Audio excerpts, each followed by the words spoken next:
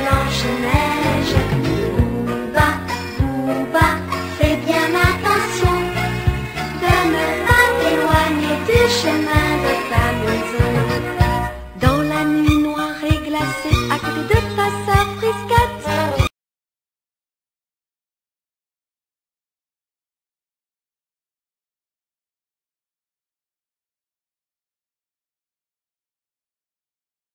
Il faut bien voir que le Maroc est un vieil État-nation. Vieil État-nation, une simple référence permettra de mettre en évidence cette idée. Quand Hugues Capet est élu roi de France en 987, la monarchie marocaine a déjà quasiment 2 siècles d'existence. Donc c'est un vieux royaume, un vieil empire, et ce vieux royaume, ce vieil empire, a été très largement amputé pendant la période coloniale. Le Maroc était en décadence au XIXe siècle et il a été amputé à l'est et au sud. Amputé à l'est très largement par la France, lorsque la France a constitué l'Algérie. Et la France a poussé vers l'ouest les frontières de l'Algérie et ce faisant, les frontières du Maroc ont reculé. Et le Maroc a été ensuite très largement amputé vers le sud. C'est ainsi que les Espagnols, en s'installant dans ce qui deviendra le Sahara occidental, ont complètement coupé le Maroc de ses vieilles racines, de ses grands axes nord-sud qui reliaient le cœur du Maroc à la vallée du fleuve Sénégal et jusqu'à la boucle du Niger.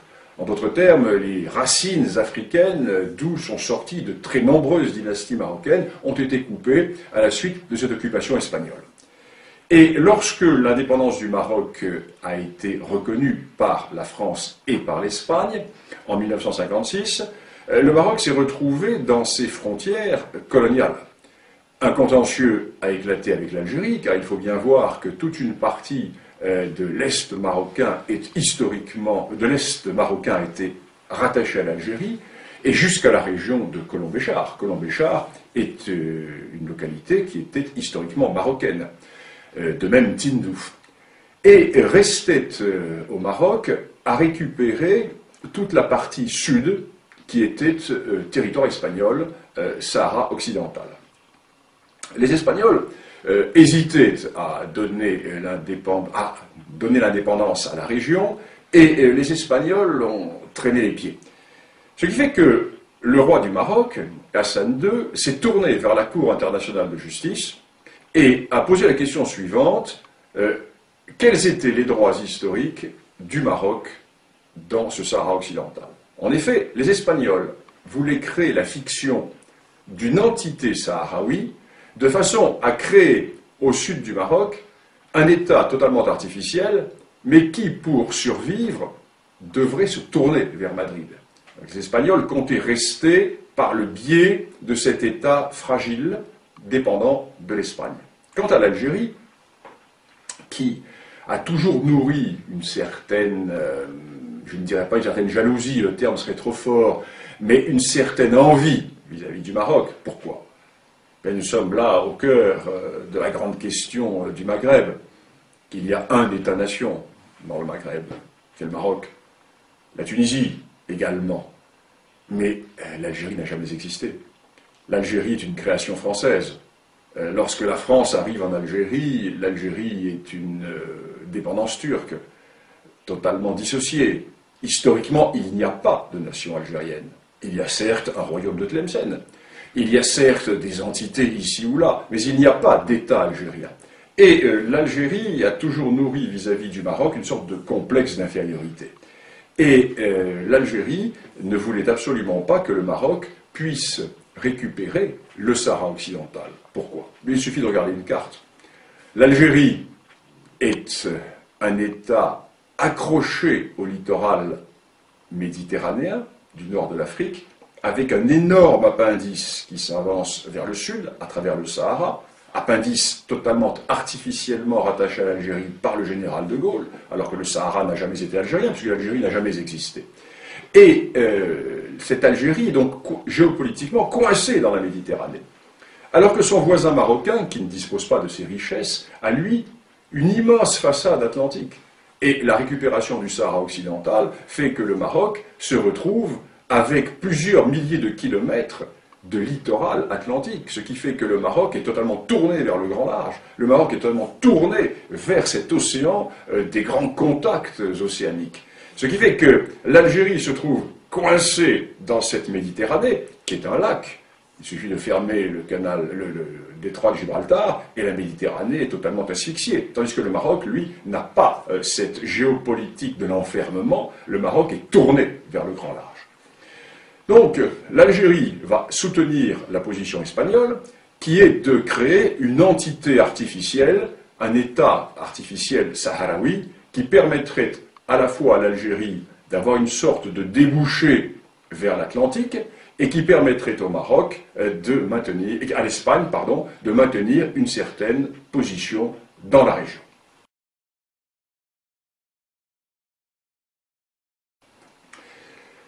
Historiquement parlant, la revendication marocaine est absolument incontestable.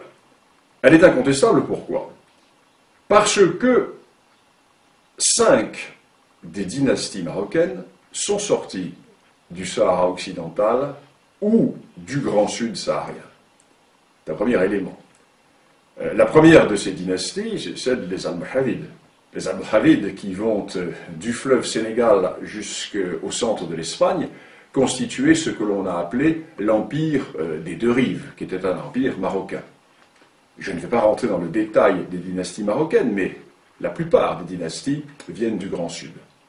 Deuxième élément, nous avons les réalités qui étaient les réalités économiques et politiques.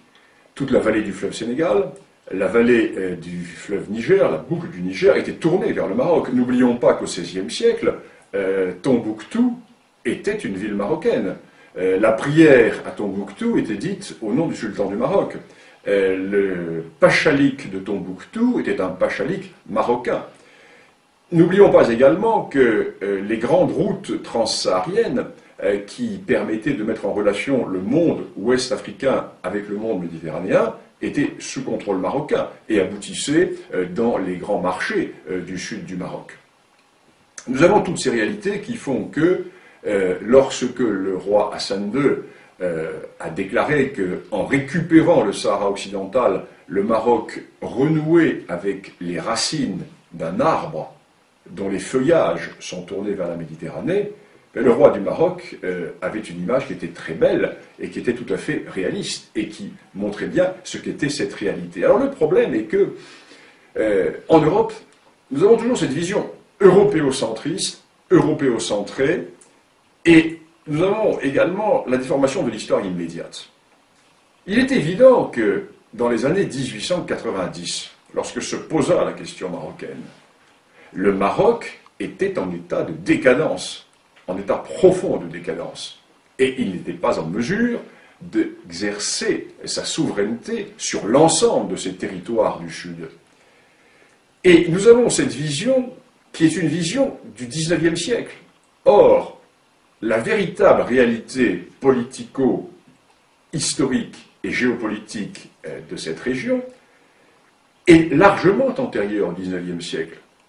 Ce qui fait que si nous faisons un peu d'histoire, et c'est l'intérêt de cette discipline, si nous faisons un peu d'histoire, nous constatons que, par le passé, le Maroc, effectivement, avait des droits qui s'étendaient, j'allais dire, bien au-delà du Sahara occidental, qu'il a récupéré depuis 35 ans, car, sans déplaire à nos amis mauritaniens, nous devons également reconnaître que la Mauritanie n'a jamais existé, et que la Mauritanie actuelle a été, du moins dans sa partie nord, très largement une dépendance marocaine jusqu'au début du XIXe siècle, puisque les émirs des tribus du nord de la Mauritanie étaient investis par le sultan du Maroc. Alors nous sommes là dans une réalité tout à fait intéressante qui fait que le Maroc, puissance continentale, se retrouve être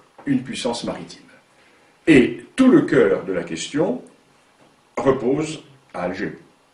Car il n'y a de question du Sahara occidental que parce que l'Algérie n'accepte pas, elle n'ose pas le dire ouvertement, tout simplement parce que l'Algérie n'accepte pas de voir que son voisin occidentale que son voisin marocain se retrouve doté d'atouts géopolitiques considérables qui vont faire que dans le siècle à venir, le Maroc va avoir un rôle tout à fait déterminant dans la géopolitique de cette partie de l'Afrique, alors que l'Algérie, en dépit de ses richesses découvertes par la France au Sahara, n'est qu'un État enclavé dans cette Méditerranée qui n'est qu'une sorte de grand lac Léman par rapport à cet océan Atlantique qui est la mer de contact avec tous les océans du monde.